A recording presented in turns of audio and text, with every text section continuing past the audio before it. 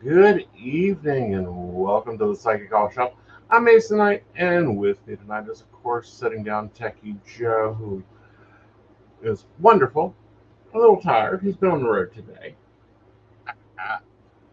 All right. So we've had some major ice storms going on across the planet. We're looking at 70 dead in the U.S. Yeah, you were saying that's what the total had been raised to. I know the article Yes. we're working off of from CNN starts at least 18. Yes. So, little delayed, but updated. Sure, Right. they're regretting the title at this point. Right. They're dreading the official count because they're still going through houses. Yeah. So I haven't liked these storms. I get nervous every time they've been rolling through, and I'm not normally that way. these are some very different storms. In terms of, like, we were doing the show on Sunday. Right. And I was kind of sitting here the whole time, like, we're stupid. Like, to be point blank, I was sitting here like, we're stupid. Because I mean, we're like, the power kept browning out. It's just like, at some point we're either going to lose power or we're going to get a massive power surge. Right. And I'm kind of having this moment of like, oh, if we get a massive power surge, that's probably a good, like, $10,000 worth of computing equipment that just went up in smoke. Right. So, yeah, thankfully everything was okay. We eventually lost power for like a minute on Monday. Our local area, however, this has been a more extended event. As in, I think Fayetteville just finally got power yesterday. Right. Meanwhile, taking your mother to the doctor today went through Flatwoods and up through into close to Buchanan to our doctor's office. That whole area, when we went through, was without power. Wow. So, yeah, our favorite little pilot there in Flatwoods, West Virginia, was open for restroom usage only, and that is a direct quoted sign on their door. The pumps were down. They were literally, they were going through and having to throw out food. They had not had power since Sunday. Mm-hmm. So they're literally walking people through with a flashlight to use the restrooms. Wow. Yeah. That's not even good. No. So then we went on up to the doctor's office. Our doctor's office and pharmacy both had power, but much of the surrounding area, still did not. Right. So, big topic of conversation today for your mother at her doctor's appointment was this whole mess. Right. So yeah. But thankfully, by the time we actually got through her appointment and came back through, thankfully, stoplights, if you're at all familiar with that interchange area of Flatwoods, you can certainly understand how frightening it is to drive through. without lights. Ooh, Because no one's stopping. right, It's just you're sitting there waiting for the crunch. right. So, And you're just hold on, Mary, and hope the insurance covers. hmm Mm-hmm. so yeah, that was basically our drive today. Yeah. So yeah, it's not been pretty. Right. And it's been some very severe storms. It's been some very powerful storms. Mm-hmm. Even in our area, I don't know that any of them in our immediate area got classified as tornadoes. Did they? One in Kentucky. Mm-hmm. Now I'm going off the old report. Um, yeah, one is dead in Kentucky. They're looking at more. So we've most likely gotten the remnant pass through. Um, Mm-hmm. and for being a remnant, that was quite extensive. Mm-hmm. Right. Um, so yeah, a lot of down that like, ooh, they're in the Yeah. pine tree with Power. dead needles anywhere near us. Right. Like that's the cleanest tree you will ever see. Right. You know, not to make light of it, but it literally is impressive the amount of tree debris, Right. even when there aren't down limbs. Right. And I know one of our back roads here, they've had to clear a bunch of trees. Um, Yeah. like the, Well, and like where I go hiking, they have basically, they're just running chainsaws up and down. yeah, there was a posting for the national park Mm-hmm. and all of its associated areas. Right. And one specifically, the actual gorge, I think was so affected that they all but shut it down. Mm-hmm. They basically strongly advise staying away. Right. That quite frankly, they don't have power for anything. Nothing is working. Like, Right. good luck. Lots of down trees. You're probably not going to be able to get through. Right. And what was it? Friday?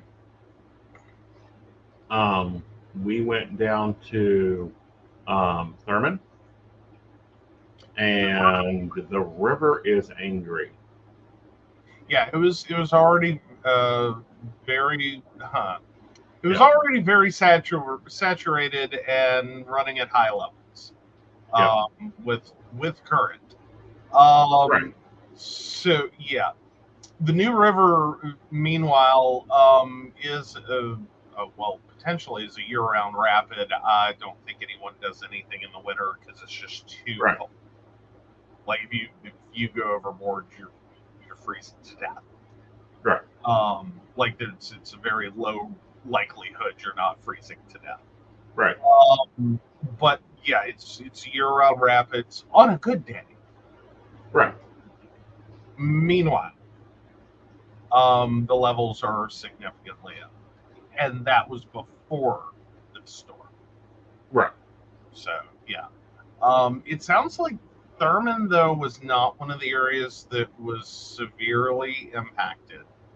Right. Ironically, with the storm, a couple of the other areas were like, it's you can go, it's a little dodgy. Yeah. Like that's been the kind of like tone they're taking is we don't think it'll kill you. I Yeah. We don't think it'll don't kill know. you. I would choose to go. Exactly. Like give them a couple of days, let them try to assess and clear some of the major problems. Right. And I'd say by this weekend, the parks should be back, and unless there are any major significant structural damages. Because it's West Virginia and we have bridges in our park. We put a bridge everywhere. Right. Like you can't not bridge. Right. So yeah. And especially with higher water levels, do make sure if you are planning to go to anything like a park or even roads to communities that are waterside, be very careful. High waters do erode banks, so you do have to be very aware. Some of these roads may become unstable. Right. It may not happen immediately. Sometimes it takes a few days, and then you start seeing buckling. Right. And be careful. Yes. Yes. Abundance of caution. Please also make sure to pay attention for wildlife. When we do have major storms come through, it is possible that due to the storm, they are, I don't want to call them quite disoriented, but potentially have been, due to trees downing and everything else, pushed out of their normal surroundings. Well, that and they just may not be in the perfect position to understand what's going on. And even like Sunday, Gizmo normally doesn't come out of his room. He's not he doesn't exactly like the rest of the house. But he was in here, and it's like, okay, I need to go be a parent. Yes. No, we almost hit a deer today. That was an interesting experience. Thankfully, the deer thought better of its life choices and decided, I don't think I have to cross right now. Right. So yeah, that was also interesting, and that's kind of what I'm talking about. Is there? It seemed like the wildlife we were encountering were quite skittish and a little unsure what they were trying to do. Right. So be aware. Drive careful.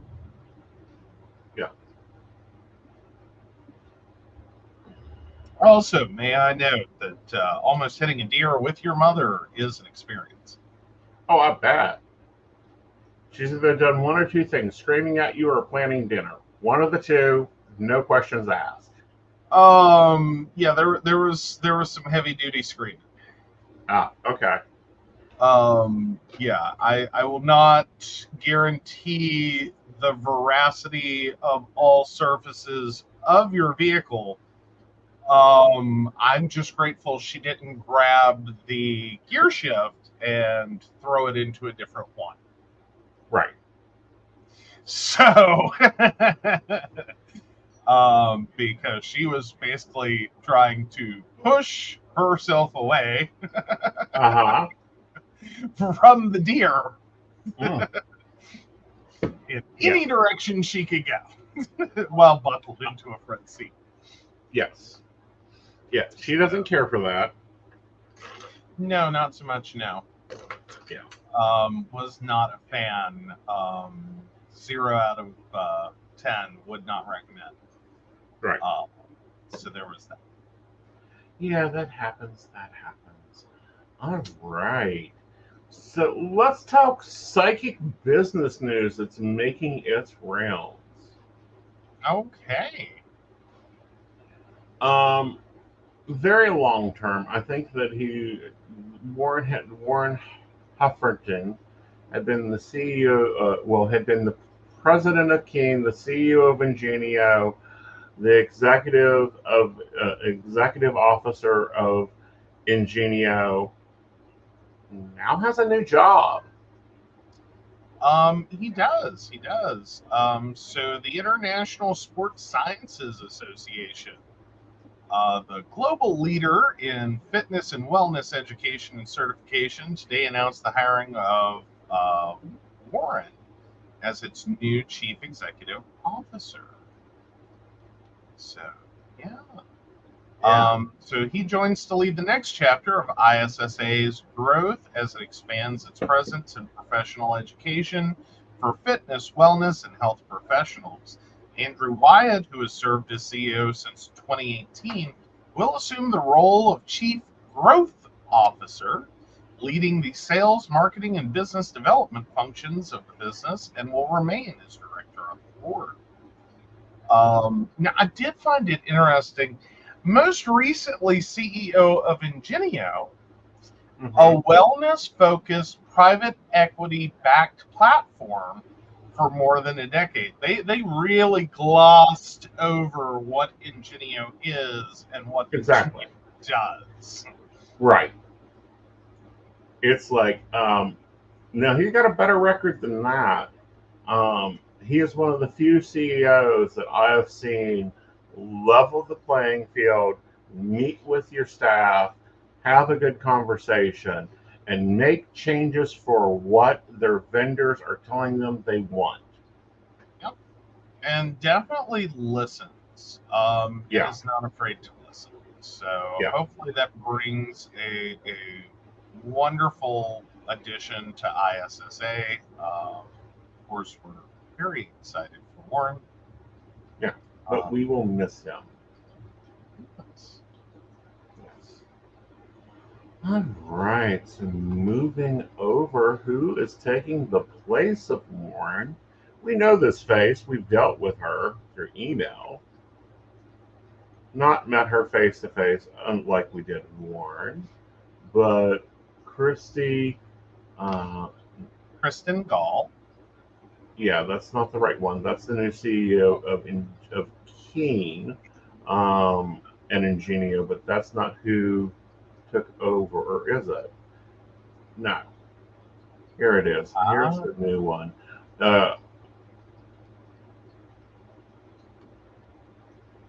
Was this that Battle of the Kristens? Because everyone Yes, went, this is the what? Battle of the Kristens. Okay. So Yeah. Kristen loved herself so much, she hired herself. Well, actually, Warren hired her and then turned around and hired the other Kristen. And we've seen this with organizations. It's like, I need to talk to Kristen. Nope, the other Kristen. Yeah, so Kristen Hoffer is CEO of Keen. Kristen Gall is CEO of Ingenio. Flip those. What? Flip those. Okay. Kristen Gall is the CEO of Keen. Kristen Hoffer is the CEO of Ingenio. Ah. Okay, because I was looking at her profile. I know. Okay. There's the U.S. based Ingenio, and then there is the worldwide Ingenio. Gall took U.S. based. Huffer took international. Ah. So Warren had to split his job in two. Because there was a while there, he was a difficult man to see behind the scenes. Well, actually, he wasn't so difficult because you could just ring up his cell phone. Well, there was that. You might wake him. A thing you have done. Yes. I wonder if that's. I say this in fun. I wonder if one of his biggest sighs of relief, or if he had a giant sigh of relief with going with ISSA, is, oh, thank God, Aeson won't call me. Right. Oh, really? Okay. Apparently, our new CEO took a part-time position.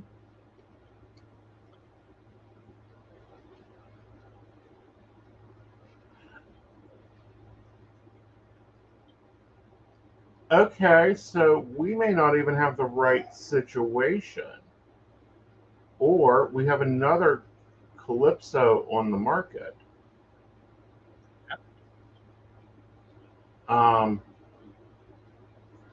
Copy. See, and this is what happens when we don't get all the information.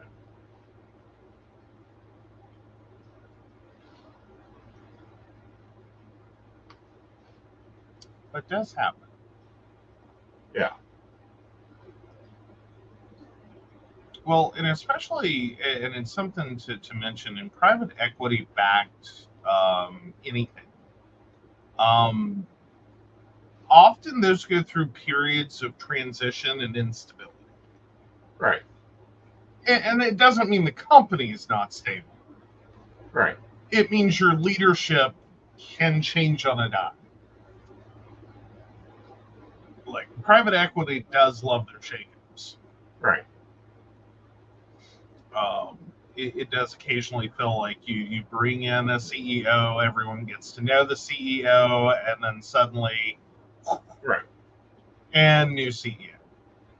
Well, and what we've seen very often with Ingenio is they will bring in a CEO, bring in a president, move them to CEO, and then move them. They'll keep growing. Mm-hmm. Yeah, there has been a number of people who have walked their way through, up the ladder. Although I will say I haven't seen anyone who started at the bottom. Right.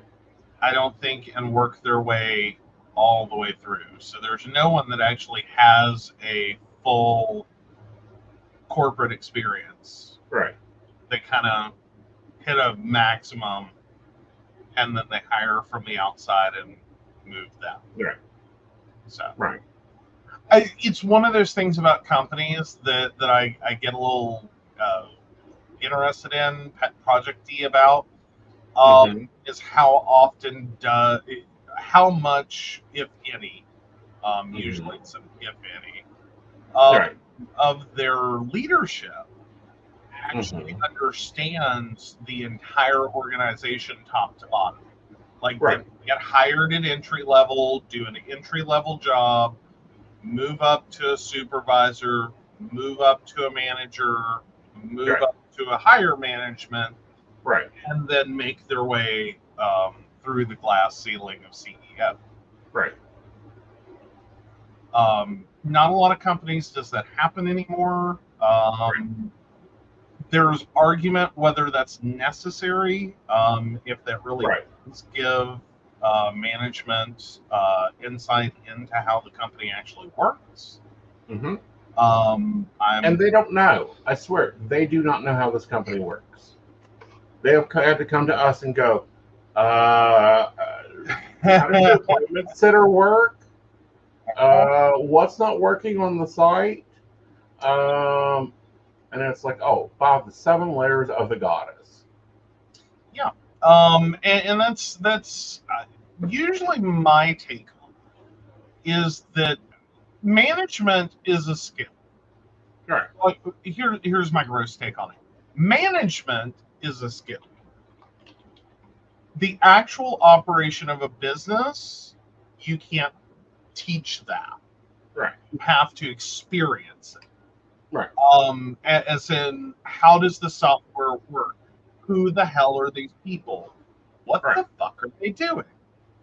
Right. You can't just get told that. You can't learn that for every company in the universe sitting in a classroom. You have to go and do it.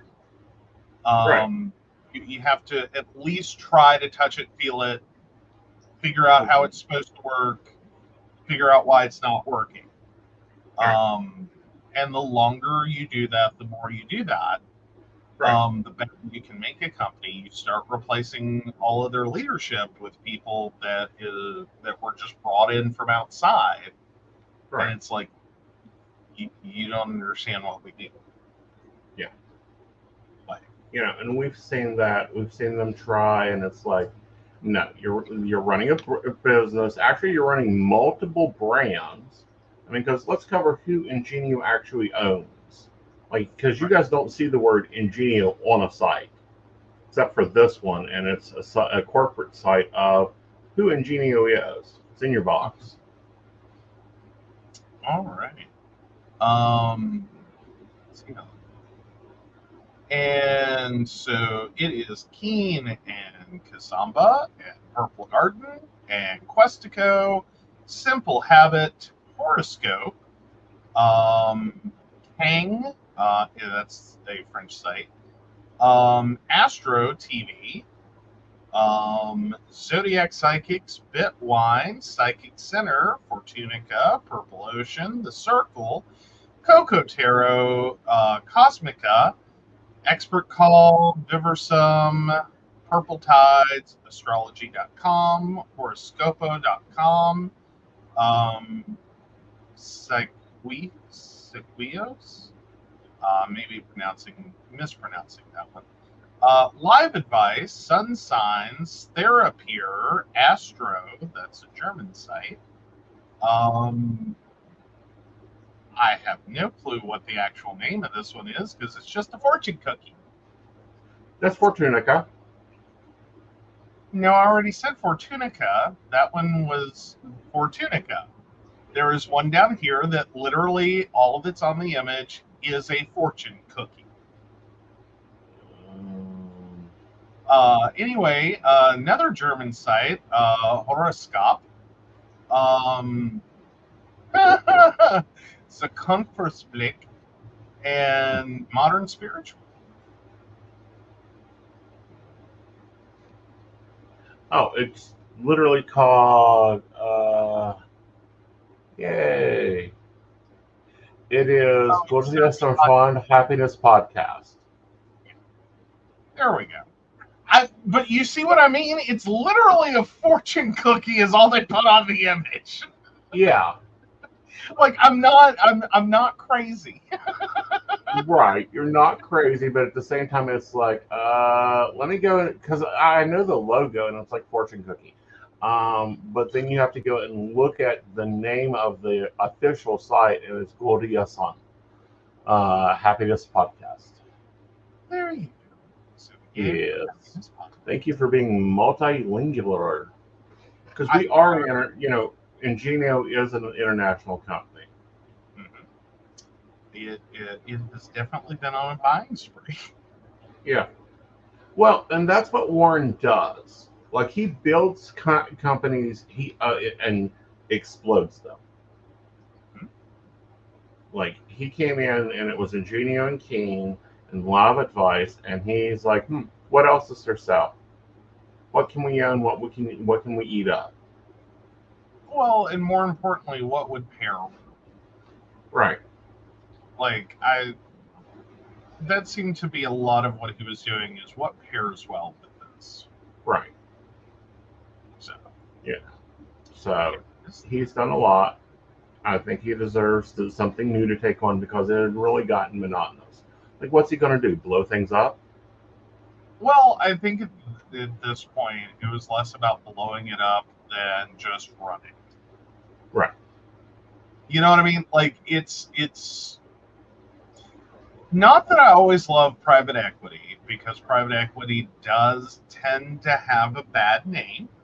Mm-hmm. Like, let's just call it for what it is. Private equity has a reputation.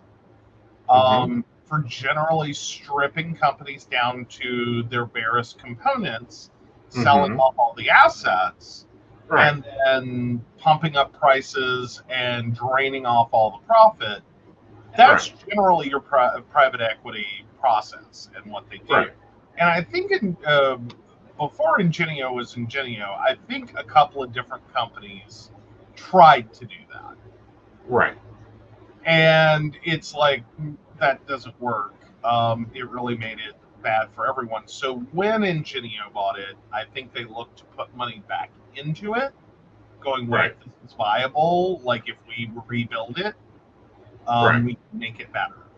Right. And then went on a little bit of a pairing spree. How can we create some synergy here with multiple other companies? Right. Which is basically what the Ingenio did, and I think he did that well. I mean, there's, again, I don't. At no point do I think it was a bad CEO. Don't ever take that from this. Oh, I think he's an I amazing. think everyone has their limitations. Right. And I think in terms of Ingenio, he had hit a point. He had done everything he could do within his wheelhouse. Right. And it now became smooth out the edges Mm-hmm. and get everything to cooperatively work together. Right. And that's getting there. That's who Warren is. Right. And and he's very much like, take no prisoners, fuck no shit. We're going to take this on and fix it. And oh, you don't like what we fixed? Okay, we will do something different. What do you need us to do? Right. Help me understand. But you had to talk corporate with more. I never saw that man lose his cool. Ever. And I've been in many meetings with that man. But no, I kind of see him as a builder. Like, he goes in, he rips up the site, lays foundations, starts putting up walls. The construction's done. The thing's built. Right. His next gen CEO that they need for Ingenio is going to be someone who comes in and does the landscaping. Right. Like, resow some grass, make it pretty, button it up. You don't need to tear anything down. Like, don't tear it down. And sometimes transitionally that can pose issues. Because CEOs like to make some noise. Like, they love wrecking balls. And we've got places that we need wrecking balls. I will be point blank. We have places we need wrecking balls at. I don't know that they're really wrecking balls that you need as much as like going through and like, okay, let's take out this dead tree. Right. And let's scoop the boulders up and actually make a lawn, not just a rocky disaster. Right. Again, you don't have to build it. You just have to clean it up. Make it actually do the thing it's supposed to do or make it better. Right. Like, throw some bows on it. Maybe some cookies. Fair enough. Yeah. So, So hopefully Kristen Gale can take what Warren built and what Kristen Huffer accented and really make some changes. We're starting to see some changes. She's brought more revenue in for the company because they dumped a lot of money out on Keen's upgrades. They did. And I know that we had a moment there, or Keen's having a moment there, where right now they're trying out a loyalty program. Do we know if that's sticking around? Because I don't think anyone's loving that. Like, y'all advisors, I haven't heard a good word. And it doesn't seem interesting looking at the customer usage of the loyalty program. Most of them don't give a flying fuck. Yeah, it seems like you have one set of customers that are trying to abuse the daylights out of free minutes. Right. And another set of customers that are like, I'm not even. Like, and looking at the numbers on the customers, it's like, meaning the numbers that are usage customers, I'm not seeing anything that makes me excited. Yeah. I don't know that it's a bad idea. I'm not calling it a bad idea per se. Right. I think maybe tweaking the implementation would have some benefits. Yeah, I think maybe tweaking some of the things would have some benefits. I think looking at some of the levels needs to be discussed. Give me a minute. I'll go see if I can pull something up because I got information on that. In the last email we got.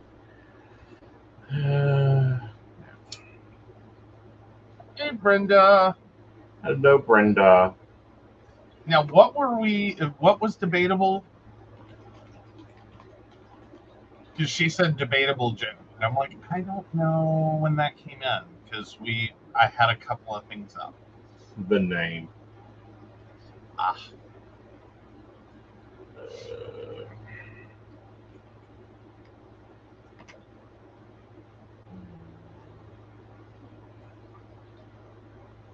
Oh, Brenda says that I wasn't crazy.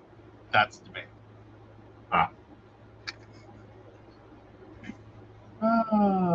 Fair enough. Fair enough.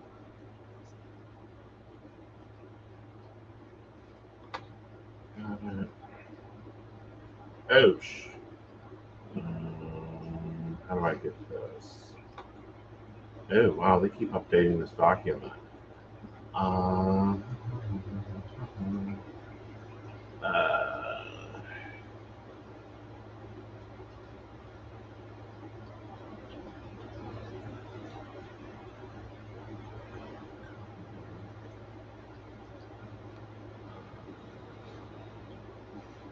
What I'm noticing is there's a lot of things that need to get like they're moving in document distribution a little bit differently than they used to.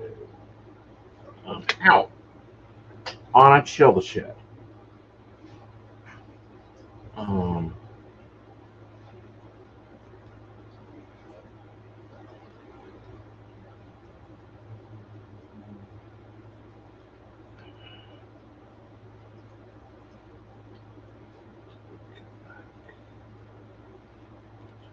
For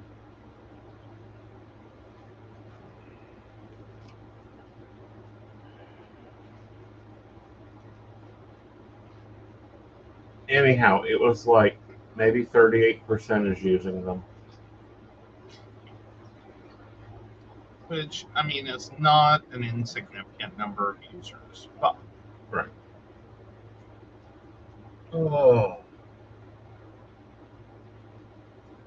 Shannon, hey. Shannon thinks this is the first time I come in to dead quiet. LOL. It's because we're pulling information. Sorry. But no, this is one of those topics we're moving into talking about more often. Is moving and shaking in the psychic world. But no, it looks like 38% is using the loyalty program out of 100% of customers. So 38% are actually using it. Of those using it, I know that I have heard, so mostly we're talking anecdotally. It's not that I haven't heard anyone using the loyalty program as good, so don't feel like you're getting totally trashed. I'm just saying that there's a large number that are using the loyalty program badly. Right. And those seem to dominate the conversation when the loyalty program gets brought up. Right. Because there is kind of an advisor groan of like, so there's at least a significant percentage. Right. Well, a lot of that has to do with them not understanding the loyalty program and not understanding where it goes and, how it goes. I mean, you get credit for certain levels and certain things you do. It's almost like, every dollar you get spent on keying, you get a point. You get 300 for connecting with a new advisor, which they don't like. You get 300 points for connecting with a new advisor at a certain price level. Again, they don't like. You get 300 points for connecting in a chat with a new advisor at a certain price level. Or, doing actions like getting your first chat reading, you get 100 points. And getting your first call reading, you get 100 points. Well, and I think the reason advisors do have a bit of a groan there is kind of what you spelled out, is it's almost a disloyalty program. It's like it's a loyalty program for using the service. Right. But there's a certain element of it that's a disloyalty program to the individual advisors. Well, Like I it think encourages uh, clients to connect with multiple advisors right, and rack up points. right, but that's when you need the reality check. Mhm. Okay, and the reality check is this. Normally, an average customer will talk to at least 3 to 4 advisors, Mhm. some more. Yeah, usually, well, because it's a very personalized service. It's kind of like finding someone. Right. Like if I could liken it to something, it's finding a nail tech that Right. you like. You Right. may try a few and go, well, this one is too aggressive, and like their nails don't stay on, so I'm not going back to them. Okay, I went to this one, they did an okay job, but they're too expensive. Right. You go to this one and like they're a little closer to what you want, but there's something, and then you find someone and it's like, that's my nail tech. Right. That like that it's the Goldilocks zone. You hit my Right. Goldilocks. Right. But when we look at the rewards, Uh-huh. okay, you have to get, you have to be, see, currently I'm at Discoverer, so it has to be 3,000 points to move out of Discoverer. Mhm. Okay, but Discoverers get unlock keen offers. You earn points. You'll unlock keen credit for your next reading. If you opt into the birthday, you'll get a birthday gift. Awaken gets those, but then they also get an anniversary gift. They get exclusive access to content and giveaways. Really, come on. It's going to take you up to clarity, which means that you have to spend over $2,500 on the site to get to clarity to get anything of value. Right. Well, and part of that is part of the loyalty program problem is Right. if you are already an existing keen client Right. and you've gone through your, too hard, too soft, Mm-hmm. too whatever, and found your advisor, you're Right. just literally going to have to straight cash your way through Right. those levels. Exactly. Not actually getting the full benefit of, unless you do, Right. just connect to an advisor for the point boost. Right. And I don't Because think here's most are really that incentivized with right. the loyalty program and what it offers, Right. to just jump around and spend money with other advisors. Right. Um, they tend to lock in. Exactly. And then at clarity level, you get all that, but you only get one session fee per day. Okay, and you get an annual discount on readings, one per year. You'll get an annual discount. Yeah.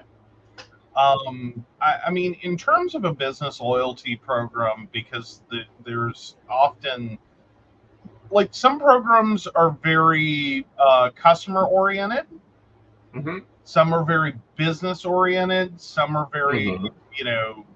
in this case, advisor oriented. This Right. one is very strongly like company oriented.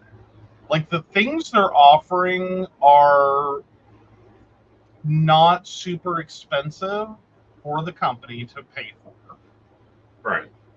Like it's a relatively low impact on the bottom line. Right. Whereas I don't know that it brings the value that customers would really see and go, "Oh my God, I want to earn that." Right. You know what I mean? Like there's not. I again, we've had some issues with the loyalty program. I don't think it's a bad idea. I think you just got to tweak it a little. All right. If you do everything, to earn points, excluding the dollar for dollar amount, Mm-hmm. you're only going to earn 1,150 points. Mm-hmm. That's not even going to get you into, well, that'll get you in.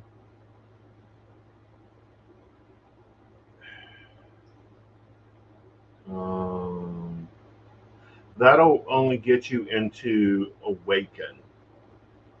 Okay. And most customers aren't even using, and are still in Discovery. Yeah. So it does create some questions Right. as to what behavior, because the thing with loyalty programs is they incentivize behavior. Right. And I've had a problem trying to identify what exact behavior you want to incentivize. Right. And necessarily, is that a good thing? Because it seems like the behavior you're incentivizing Right. is talk to as many advisors as possible. No. Okay. The 300 point thing, Uh-huh. you only get once. Mm-hmm. So more so try a new advisor. Right. But fundamentally, in order to really gain all your points Mm-hmm. as an existing customer, not as a new customer. New customers, I think, do these behaviors naturally. Right. So I'm sure for new customers, it could Mm-hmm. align with a loyalty program in the first place. Could incentivize more spending, Right. as in you get a positive reinforcement for the things you're gonna already do. Right. But I struggle to see what it really brings to the table for Right. existing customers. All right. Let's take a customer of mine. Okay. Okay. If they connect with an advisor above $6.99 per minute, they get 300 points. When the system went in, all advisors were new. They got 300 points. They come back and get a second reading with me. They got another 300 points. They sign into the Keen app. They get 150 points. Most users use the app now anyhow. This is why viewing your app is so important. They enabled push notifications and text notifications. They got 150 points. They try to get a chat reading with me. They get 100 points.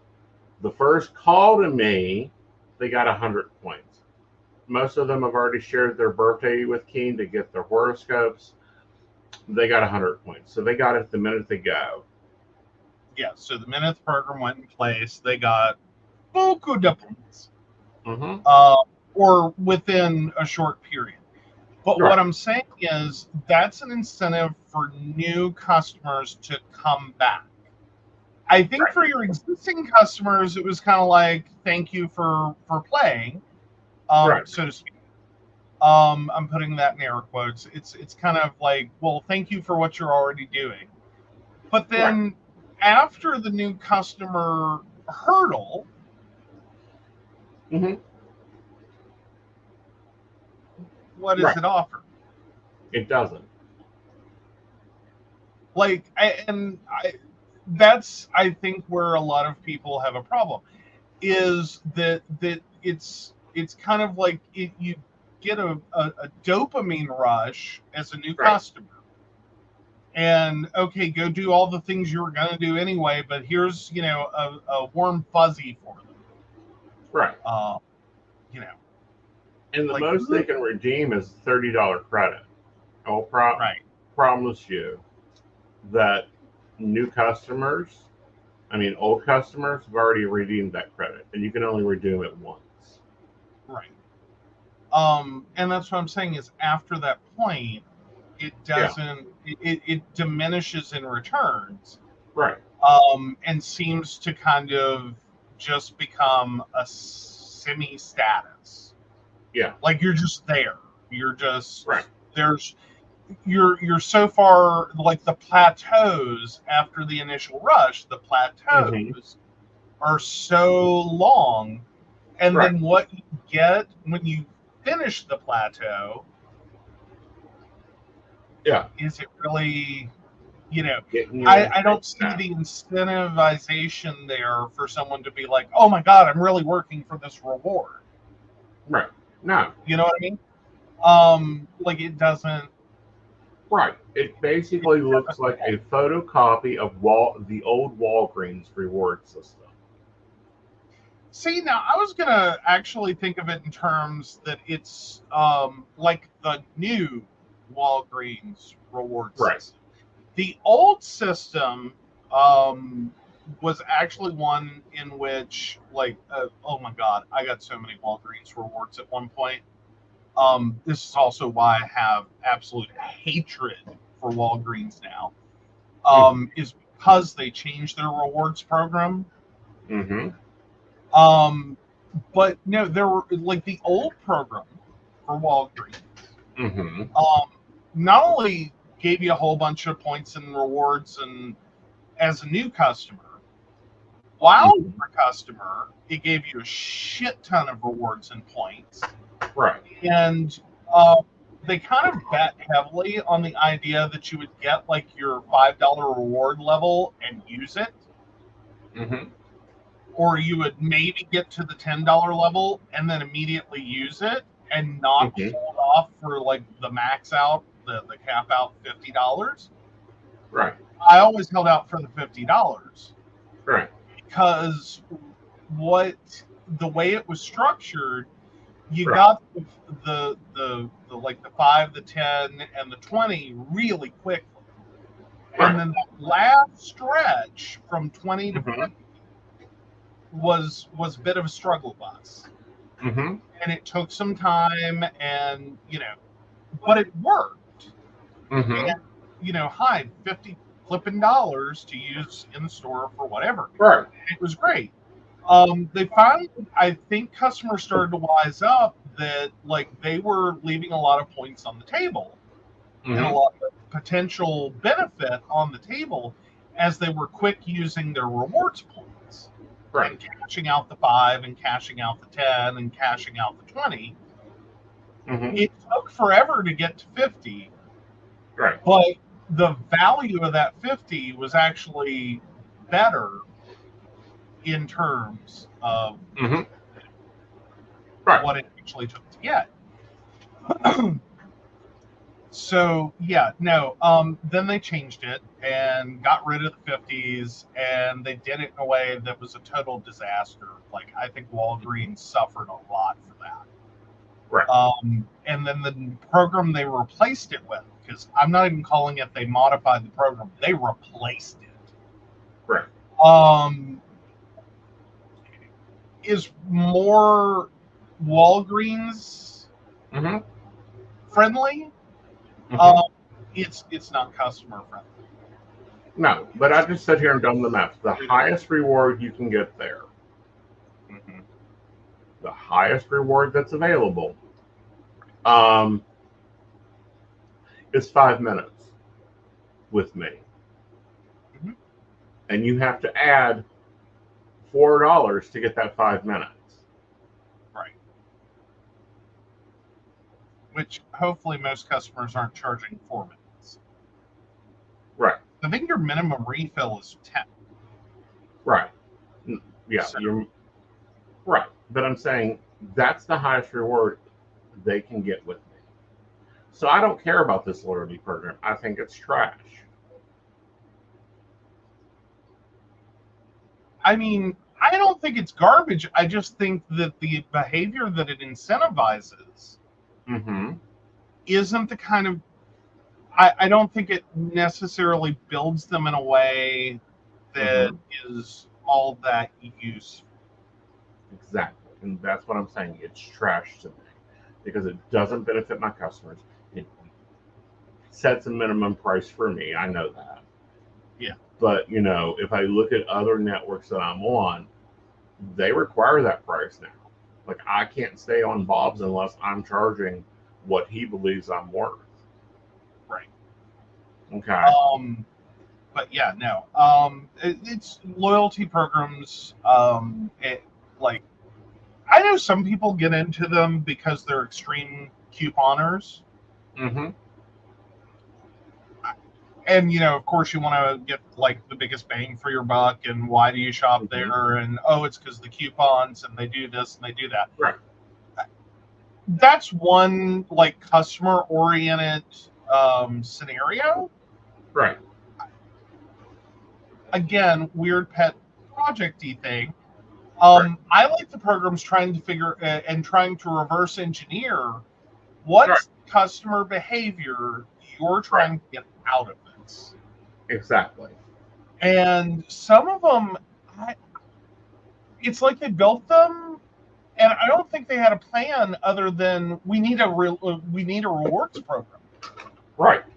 We need a loyalty program. Someone, some guru that some consultant we hired said you need a loyalty program. All these other businesses have loyalty programs, and so they just kind of slapdash one together and go, here's the loyalty program. And it's like, okay, but what behaviors, like, that's part of creating a loyalty program, is you have to figure out what behavior you're trying to get.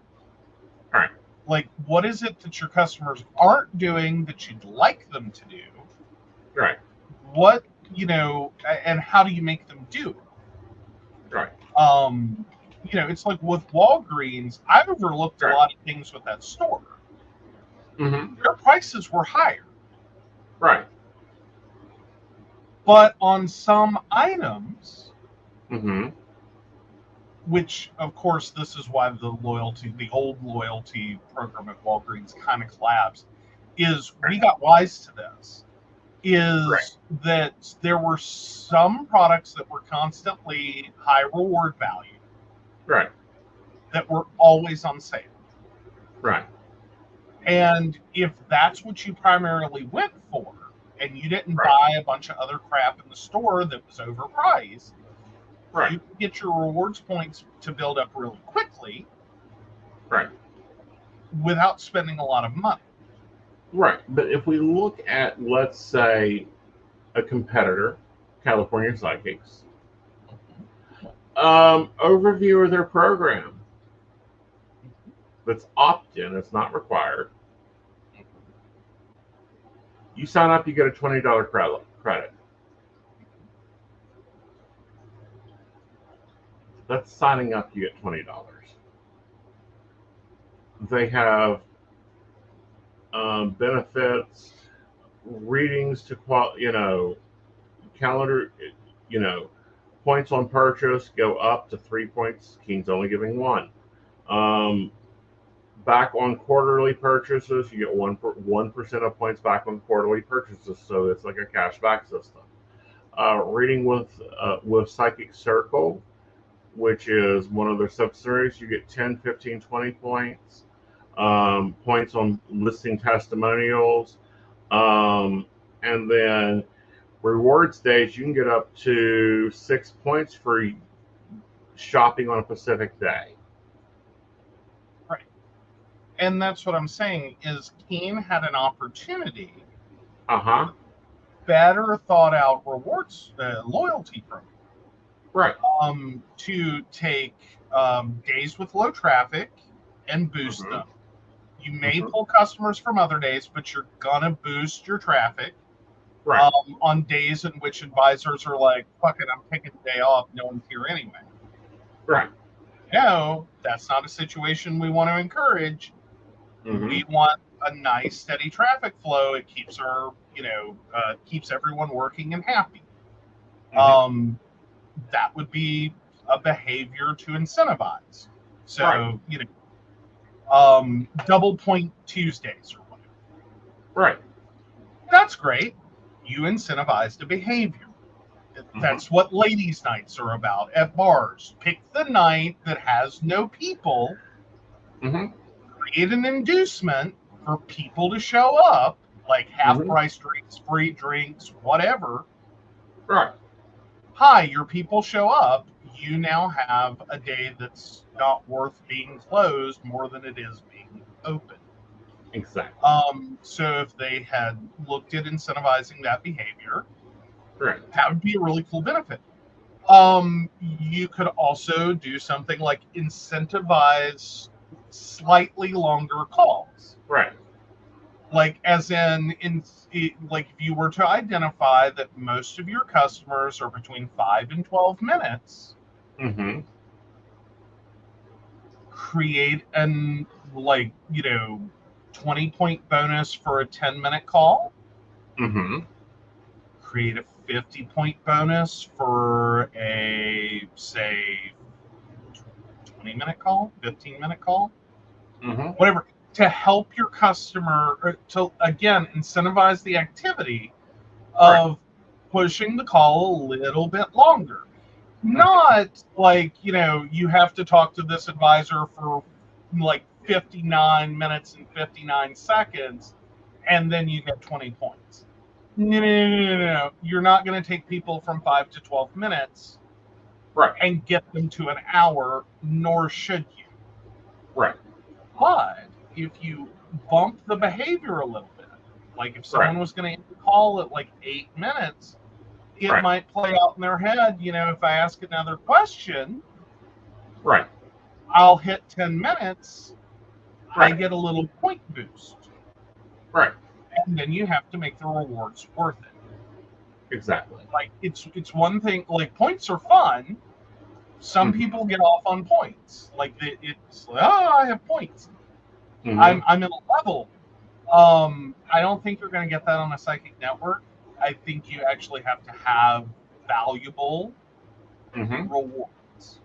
Right. Like, what is that, 25 points lead you towards, and how close are you, and how easy is it to get there? Right. And then have rewards that's sort of like the old Walgreens rewards program, that some people will not catch, that, if you hang in there a little longer, the rewards get better. Right. But you can cash in this, $20. Right. And talk to an advisor for 4 minutes. Right. You can. And do it often. It's 4 free minutes. It's not like we don't have advisors in the fucking system sending out 4 free minutes. It's not killing anyone. Exactly. You know what I mean? Especially if you're incentivizing the behavior of the customer to gear towards slightly longer calls, and therefore the advisors make more money. Right. So guess what your advisors do?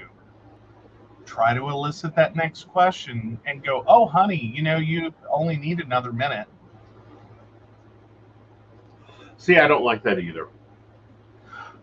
But would you, though? Like, if you're sitting there and you're looking at a customer that's going to call you every single day or every other day,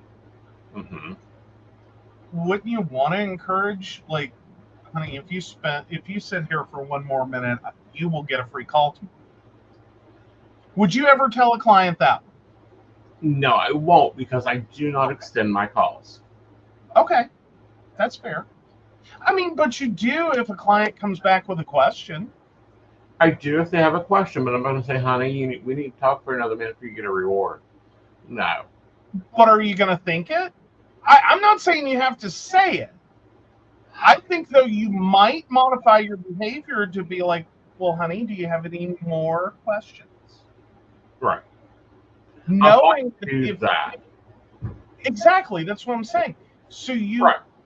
And I'm not saying this has to be a big giant pull. It doesn't have to be. Right. Would you like to supersize that? Would you like fries with that? Would you like a pie with that? You're not a fast food worker. This doesn't have to be ugly corporate ew. Right.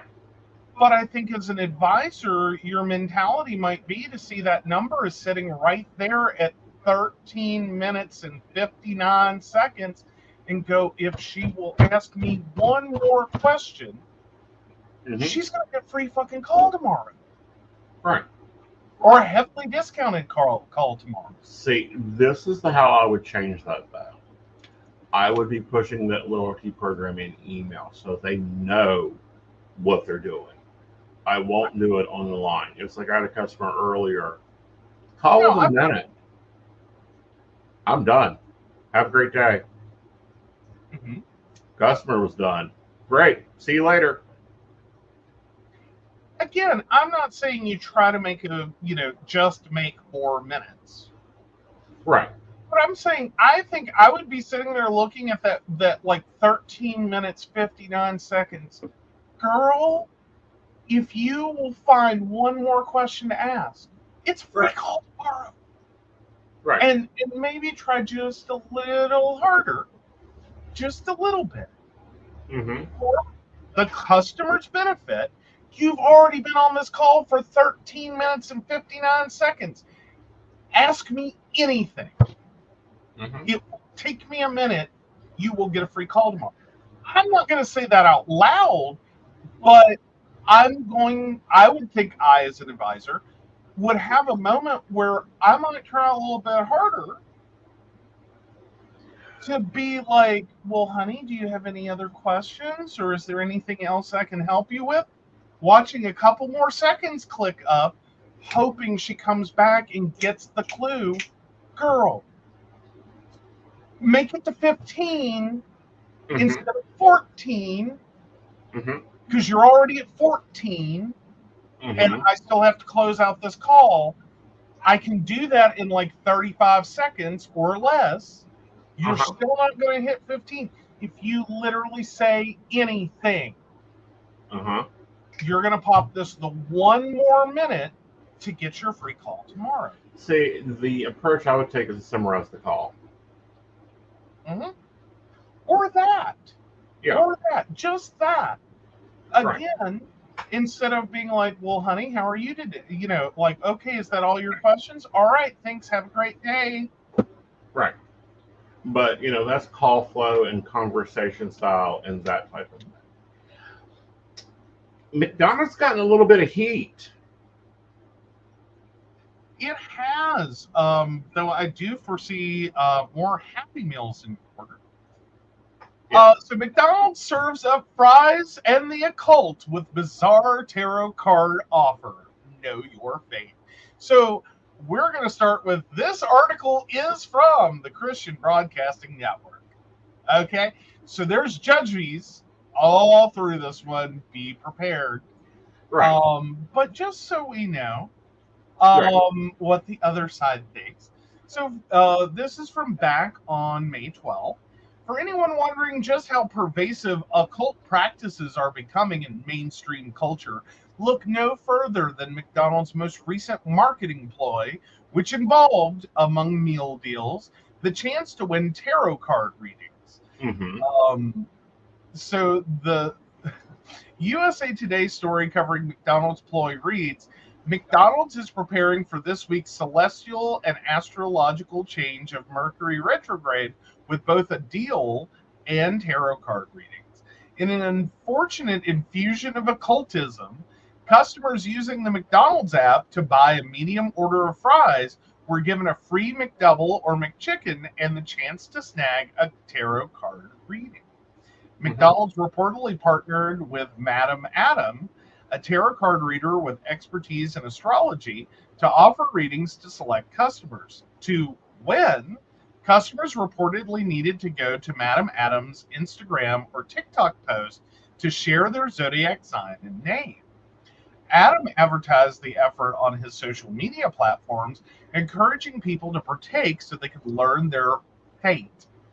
The comments section on Adam's social pages were filled with people sharing their zodiac signs in hopes of receiving an apparently coveted tarot reading. I don't know about you, but for me, Mercury in retrograde can be a real difficult time. So why not ease the discomfort with food? Adam said in a video promotion. Want to know what the tarot has in store for you? Join me and McDonald's for a very special TikTok Live to know your fate. According to a statement from McDonald's, Adam planned to randomly select a lucky few to receive custom readings during the live stream, which unfolded this week. McDonald's discount effort coincided with Mercury retrograde, an optical illusion that unfolds a few times each year and appears to show Mercury moving backwards in its orbit. When Mercury laps Earth in its 88-day move around the sun, it causes Mercury's appearance to be retrograde from Earth's perspective. But why do so many care about an optical illusion, and why did Adam say it can make for a difficult time? Astrologists believe happenings in the sky impact life on Earth. Thus, Mercury retrograde has people engaging in all sorts of speculation and superstition over purported disruptions they think it can cause. People routinely blame communication problems and other issues on Mercury retrograde, tragically putting their faith in the stars and celestial happenings rather than in the Almighty, and that dynamic seems to be worsening. All right, I think we can stop there. It just Stop there. Yeah, But I just want to point out to CBN, three wise men or magi were following a star to Bethlehem. Mm-hmm. Hello, somebody give them a V8. I don't know. I think it's a situation of my star daddy's better than your star daddy. Well, I think it's a situation of they are totally fearful of what is within their own doctrine.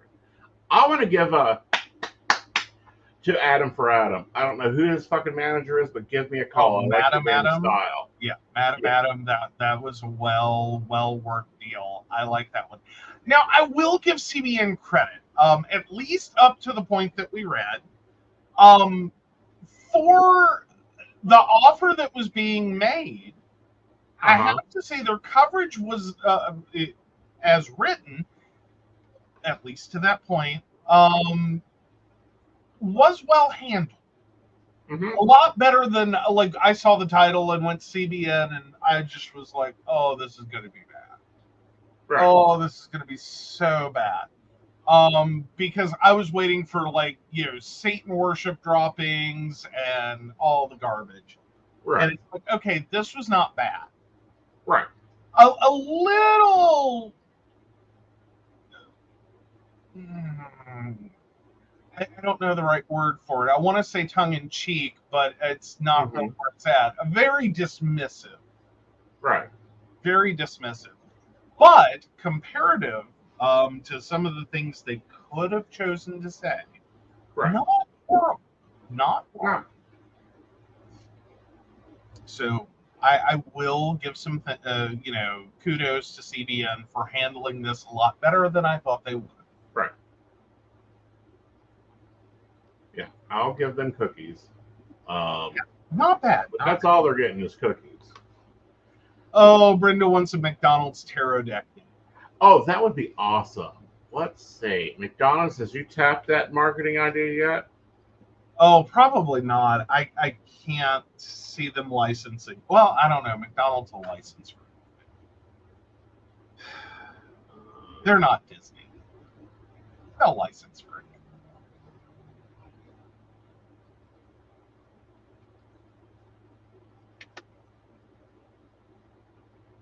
Okay, there is a McDonald's themed poker deck.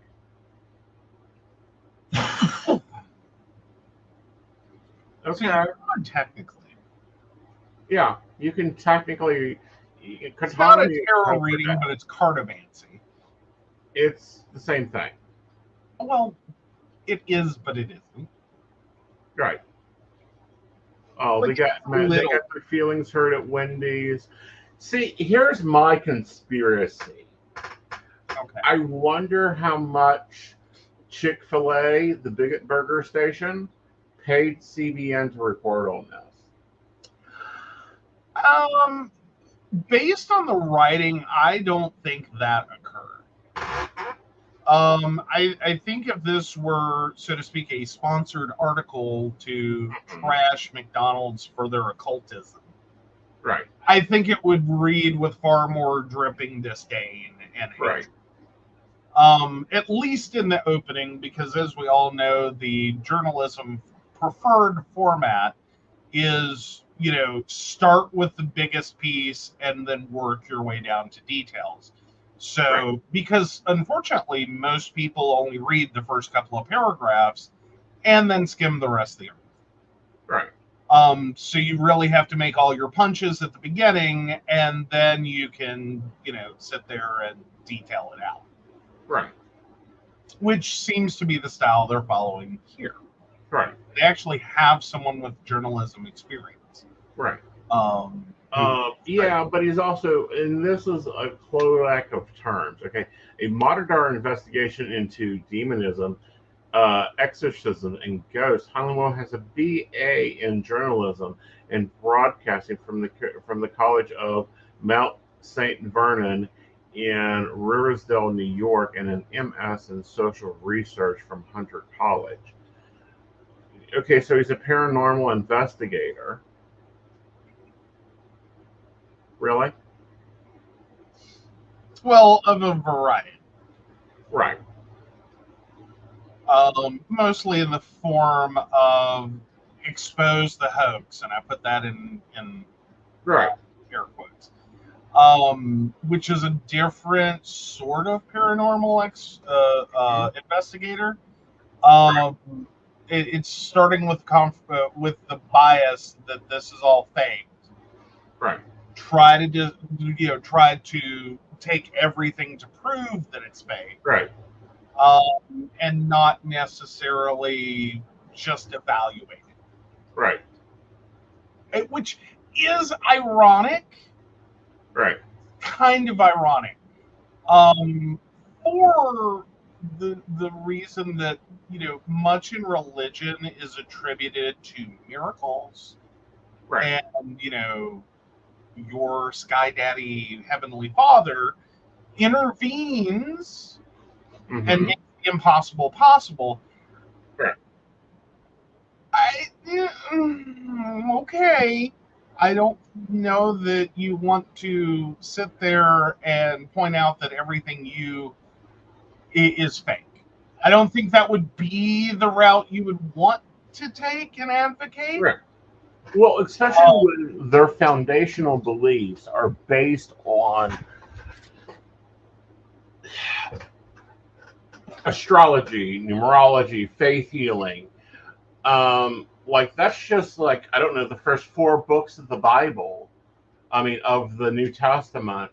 But they keep going back to the Old Testament when their own prophet said, forget the Old Testament. It doesn't matter. Just saying. It's very confusing. Know your Bible. Yeah, it's very confusing. Right. It's kind of like pick a side and stay on it, like, please. Right. But okay, cool, whatever. We're just gonna, do whatever we want. All right, that's right. That one can choose. Right. Right. Yeah. All right. So next up, let's go ahead and do Are You an Asshole? Okay, did you pop me one over? Just sent it to you. Didn't want you to get a chance to pre-read. Okay. All right. Am I the asshole for saying just leave at my cookout? My sister Nicole, 34, brought her new boyfriend Steve to our family cookout yesterday. It's for about 30 people. For the sides, everyone brought in sides. My sister brought 1 bag of store-brand potato chips, and Steve helped himself to beer right away before being introduced to everyone. We were having hamburgers and hot dogs and just hanging out with the family. It's nothing fancy. Steve asks, is this it? When the first plate of hot dogs is done and waiting on the round of hamburgers, my wife says there will be hamburgers soon, and Steve tells my wife and sister about his family and how they have barbecue chicken, steak, shrimp, and many options. I picked up the plate of hot dogs and told Steve he could leave and go to his family barbecue instead. He just looked at me and drank his beer. And I told him and my sister to go since this wasn't good enough for Steve. I gave my sister's store-brand potato chips back and told her to get out. My sister and Steve left, and the cookout was fine after that. My mom heard about me kicking them out and was mad at me and told me to apologize to my sister. Maybe there was a misunderstanding, but Steve was just an asshole commenting like that at someone's house and the first time you meet their family. My wife thinks I was right because Steve acted like that in her home, and insulting the host is a good reason to be kicked out. Others are split about 50-50 when they heard about what happened. Nope, not an asshole. I'm going to go everyone shitty here. Okay. I think it was very rude of the brother-in-law to say what he said, quite how he said it. I'm kind of taking it as maybe he had a different expectation for what they were going to, especially since it was his first time. Right. I don't necessarily know that he meant to be insulting, but I totally understand how OP was insulted. Right. I think, though, at the point in which you didn't just address the behavior and be like, yeah, this is it. If you want more, go to your family barbecue. This is it. Right. I think could have been enough of a comment to do the polite slap. What you said was wrong. We're not going to do that. Right. But unfortunately, OP as a host didn't let it stop there and see what would happen. Right. They continued to push the issue. Right. And literally, you're gonna leave. Right. I think that, in terms of hosting, was probably going a little too far for what was, at that point, a single comment. Well, it wasn't just a single comment. It was a, let's get together and have a barbecue. Everyone bring stuff. She should, he's throwing the meat, and I'm sure other people have brought the salads and yada, yada, yada. And everyone brought drinks. But sister shows up with just a bag of chips, and boyfriend gets the beer case before even being introduced. That would be issue 1. Issue 2 is getting snobbish. And issue 3 for me would be the comments. I was like, this is it? This is what you call a barbecue? Okay.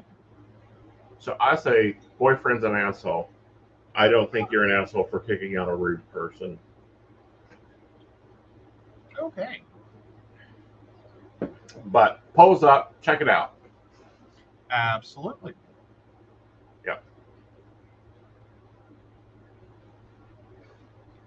Okay. Brenda's comment. When eating at someone else's, you're eating what you're served. You don't put down what they're offering. Yeah. I mean, that's not wrong. I just felt like this was a bit of a host overreaction to what was an inappropriate comment and some not great behavior. Right. But at the same time, I don't think it quite risen to the point that it's like, okay, you need to leave now. Right. Like, that's what I'm getting at. Is like, it's not that I don't get it. I can definitely understand as a host having a moment of like, this is not going well. Right. But I also think you do have, when you're hosting, at least a modicum of responsibility for like trying to smooth things over. Right. And like give someone a chance. This seemed to go 0 to 60 pretty quickly.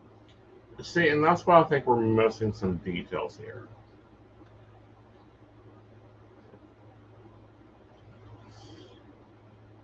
Possibly.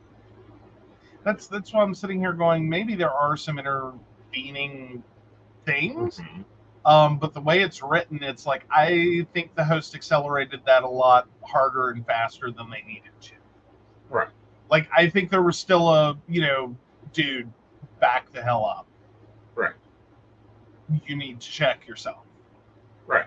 Which I think in that situation, pulling someone off to the side and be like, dude, you need to back the hell up and check yourself. Right.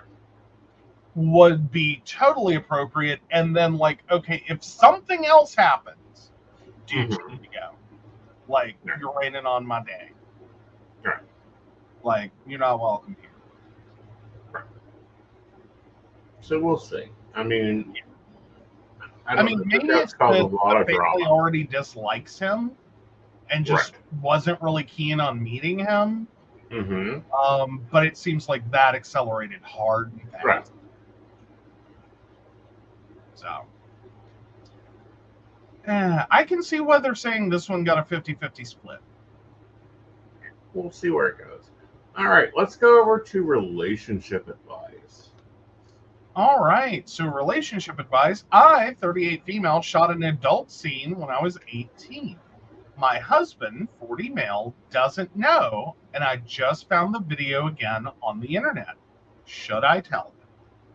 20 years ago, when I was 18 years old, I shot an adult scene. Porn. I didn't intend to shoot the scene. I was going with my friend for support, and when she chickened out at the last minute, I stepped in and did it. I regretted it immediately after and regretted it even more when I saw it on the internet. The video, which was about 30 minutes long, made its way around, mostly being shared on file sharing servers. This was post Napster, so there wasn't a lot of knockoffs at the time, but after a while, the video seemed to disappear and nobody I knew ever found out about it. I met my husband a few years after I shot that scene, and I never told him. I was ashamed and prayed that he would never find out. He never did, and we've been married for 15 years and have 2 children together. He is the love of my life, and he satisfies me in every way. I check frequently for that video that I made, and unfortunately last week I found it again on an adult site. It's one of the more popular sites, and I'm now terrified that someone will find it. It could be someone that my husband works with or a friend of my daughter's. I'm just terrified. My question is, should I finally come clean and tell my husband? I know that he won't leave me if I do. He knows I was rather promiscuous before I met him, and he's been okay with all of the crazy things I did before him. But this is the one thing I never told him. It's the thing I'm most ashamed of, and I don't want him to ever see it. And that is what is preventing me from telling him, because I don't want him to see it. There are many reasons for this. The biggest for me is that I don't want my husband to feel insecure. The man I shot that scene with had a very large penis, and I made kind of a big deal about it when I shot the scene. My husband is a little above average in that area, but he isn't close to that guy. But none of the other guys I've ever been with were either. I've had the best sex of my life with my husband, and that's the truth, but I still feel like he may lose his confidence if he sees that video. So what do I do?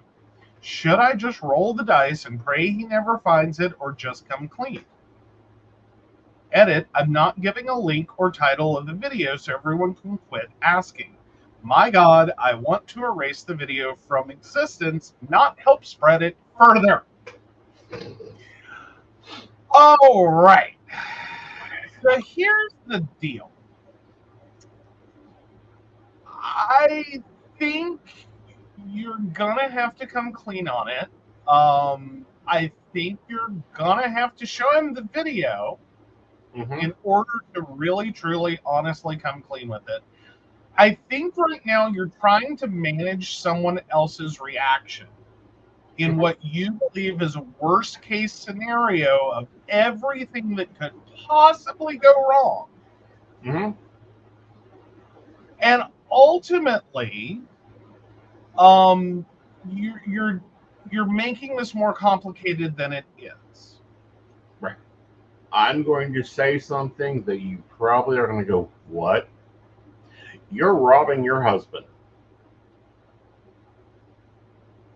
Okay.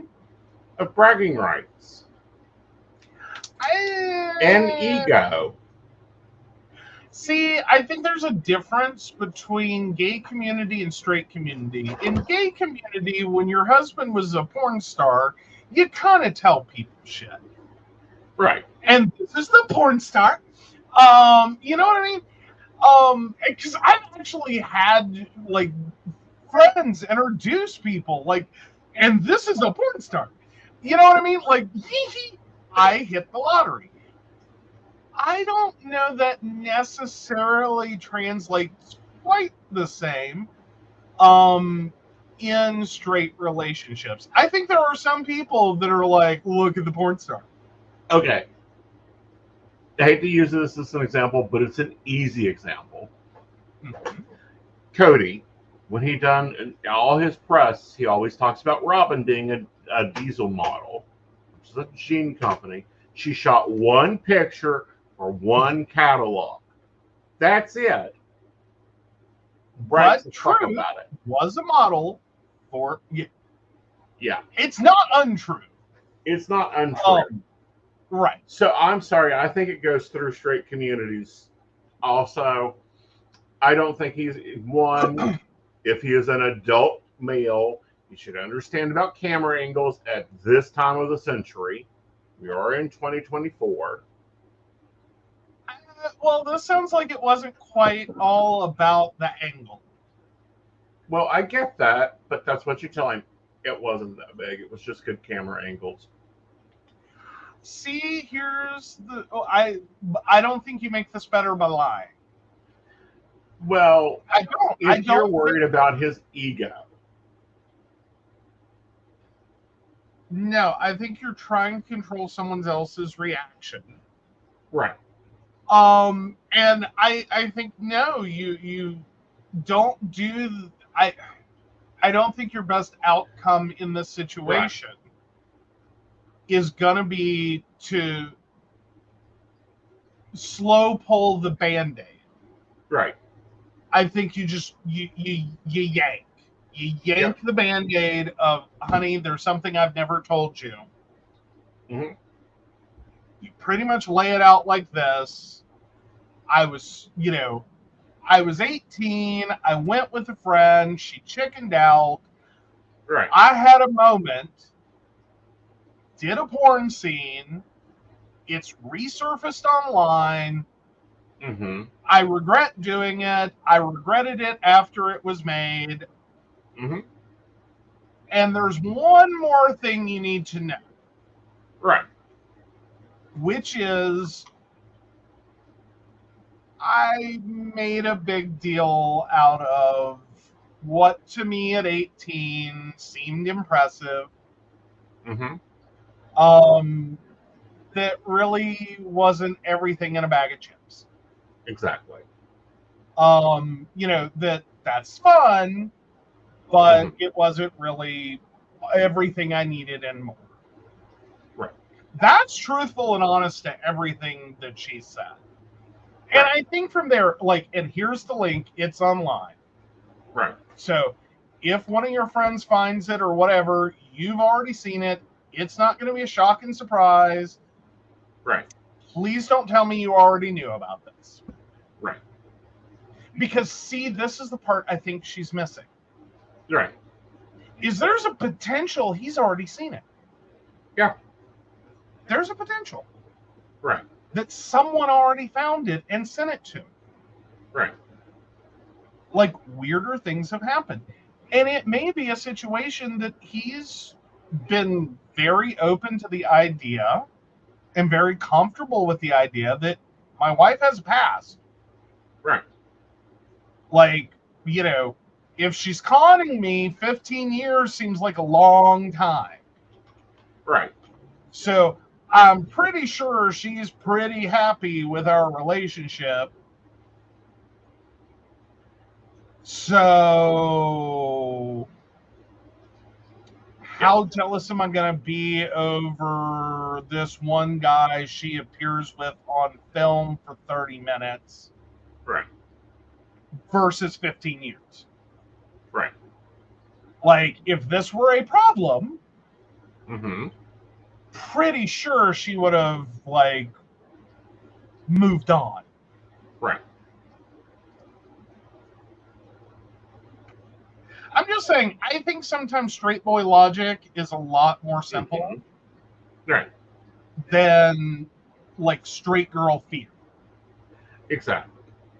And I'm saying that in generalities, don't come at me. I'm saying sometimes I think there's so much attached to the idea of, you know, women enjoying sex, women having sex, women having a lot of sex. That even if you are open, liberal, whatever words you want to use to describe that, enough to go enjoy your sexuality. Right. There's kind of this future moment where you just keep getting berated with this idea that's not who you're supposed to be. Society keeps telling you you're not supposed to enjoy sex. You're supposed to hate sex with your husband. You're not supposed to have had a lot of sex. You're only supposed to have like an average of X number of partners. You just get inundated with it, and then you really start to get on a runaway train, right, with the idea that like this is what you're gonna get, right, which is sort of like you're gonna show up at church and right, be like, "Hi, I'm a porn star," right, and there's the judgment, right. and it's like, I don't think after 15 years and everything that he already knew, I don't think it's going to be like, oh my God, I can't believe it. It's going to be like, oh, okay. You're also missing out on the opportunity that he actually gets really into it, and this becomes a good thing in your relationship, and you might heal some of that regret. Just saying. There's a possibility there. Because I don't think after 15 years and you've been honest about everything else, and again, this is an understandable one, and it sounds like your husband is reasonable. Right. I don't think it's going to be a disaster area. Right. I don't think you can get past like I was, hi, I was promiscuous, and then be like, oh my God, you did porn though. That makes you a horrible monster. I can't believe you're the mother of my children. Right. Which sounds like what she expects is going to happen. Right. I mean, at least on a level. But, and so she's now like, she doesn't really believe it. So she's got to make it, well, it's going to hurt his confidence because the dude was bigger. And. Right. Heck, Clayton Walker even put out a song about this situation. Well, I mean, I don't think this man, after 15 years, hasn't had it occurred to him that during your promiscuous phase, you might have had sex with a partner that was better endowed. Right. Shocker. Headline. Right. I think if your partner... Okay, he froze for a moment. We're still trying to figure this one out. Come on back. There you are. I don't think it's a shocker. Right. Like, I don't think it's gonna... I don't think it's not an idea that's occurred to him. Right. I think if you're someone who's had sex with 2 or 3, 4, whatever the average new number is, it changes. Right. I think there's a higher likelihood that you could have a husband that goes, oh, I'm the biggest. Right. And is just walking through the world like da-da-da-da-da. And this could be a shocker. Right.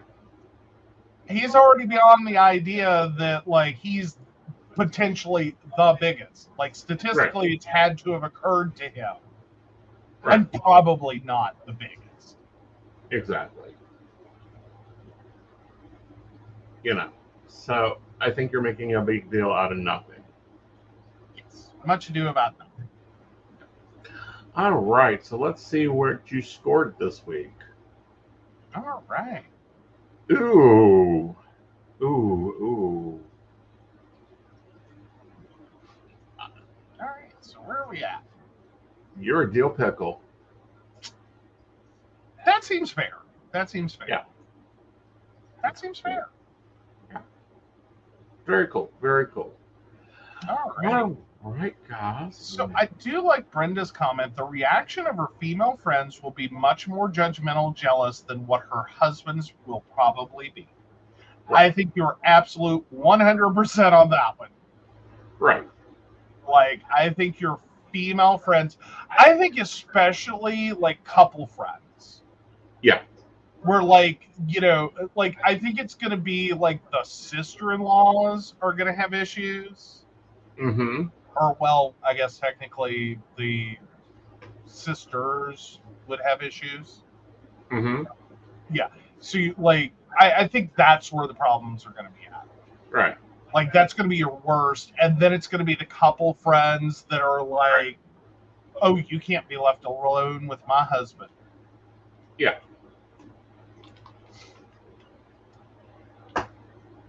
It's insane. Which is all about someone else's insecurity and not what you did. Right. Like, I in a sense, I hate you regret you made porn. Right. Like, that's my issue. Yeah. Like, I think that sucks. Right. I don't think that's something someone should do and regret. Well, I don't think it's something you should do and regret, but I also don't think you should. I don't think it should become someone's entire worth. Well, no, You know but what I mean? I don't Like, think that you should regret your past, because everything you've done in your past has gotten you to this point. Mm-hmm. And I don't care what it is. I think that we as a society need to change our view on any of the, like, we are not in Victorian times. Don't you think we have though? Like, here's my argument. Some people have. Here's my argument. With the proliferation Right. of OnlyFans Mm-hmm. and the just sheer volume that we're getting to of, you know, teacher fired for having an OnlyFans, teacher fired for, you know, appearing in an adult video, all these headlines. Mm-hmm. I think we are starting to hit the break point where it's like, yeah. Yeah. And like, what, like, it's got to be more sensationalistic than that. I don't think any of, Right. I think we're quickly moving to the idea Right. that, like, this isn't news. Right. Like, people have sex lives. It's the 21st century. Right. We're not quite as capable, and even those who thought they were, we're Right. not quite as capable of doing something and it never seeing the light of day again. Right. Because even old porn Right. is making its way online. Exactly as kind of occurs with this video. It was a little, it was still digital. Mm-hmm. It just wasn't quite, you know, like, hi, let's put it on this sharing site. It was like, we're gonna, you know, swap this around in different places. Even like old film is being converted. Right. So, like, you know, I think a lot of people are going to have to deal with, oh my God, grandma. Well, we're going to talk about grandma and what she could be up to. She isn't my grandma, but that's going to be on Mountain Bears. Hot, kinky sex and filming it wasn't just invented in the last 10 years. Right, but we're going to... You know what I mean? Exactly. But on the other side of that, I'd like to see a change in the industry. I'd like to see that you know, One, you get some value of copyright. Yeah. Actors should get returns, no matter what industry it is. But no, I ran across an article, and I'm going to have to go back and find the article. This is why Aeson should really just start screen saving shit. Of a 72-year-old killing it. Killing it. Top 1 percentile on OnlyFans. We're going to talk about it. That's going to be on Mountain Bears. Like, I mean, it's a whole different era. It is. Go grandma. Go great grandma, because 72 at this point could easily be a great grandma. Right. Just saying. Right. Like, it's like this idea that we're just going to get old and start knitting and die in a rocking chair. Like, right. No, we're moving well beyond that. Like, it's right. not how this is. No, we're not doing that anymore. Right. Like, I just wish the perm would die. That helmet hair perm. Oh, see, that's It's starting to. Right. I'm noticing more and more older women are not doing the helmet hair perm. Right. And I'm like, oh, thank God. I thought that was my worst fear, is like, this is going to be the forever grandma style. Right. Like, you just hit an age, and I don't know what is, like, can someone explain this to me? And y'all can do this later. I'm just saying, is there an age that women get to where their beautician looks at them and goes, have you thought about a helmet hair perm? It has to do with beauticians. That's what I'm saying. Is there a point where they look at, like, your grandma and they're like, have you thought about a helmet hair perm? Right. You know what I mean? Like, does anyone go in and ask for that? Right. Like, is this just something beauticians do to women? Like, oh, you're 65. Whoop. You get helmet hair. Yep. Oh.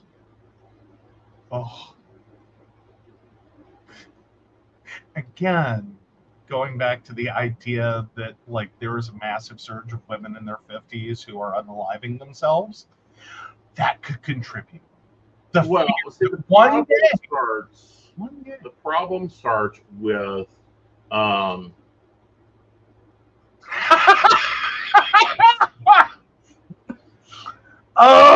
that's a beautician to keep, Brenda. Right. I love that for you.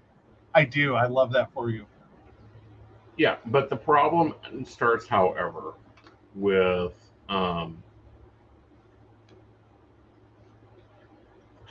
sorry, doing two things at once. Stylists getting stuck in styles, and I've noticed this with stylists. They stick you into a style, and that's the whole style. It's like the problem I'm currently having with stylists in general is I want a cut. I want it to look like a cut. And I know I'm going to have to battle to get it. And that happens. Right.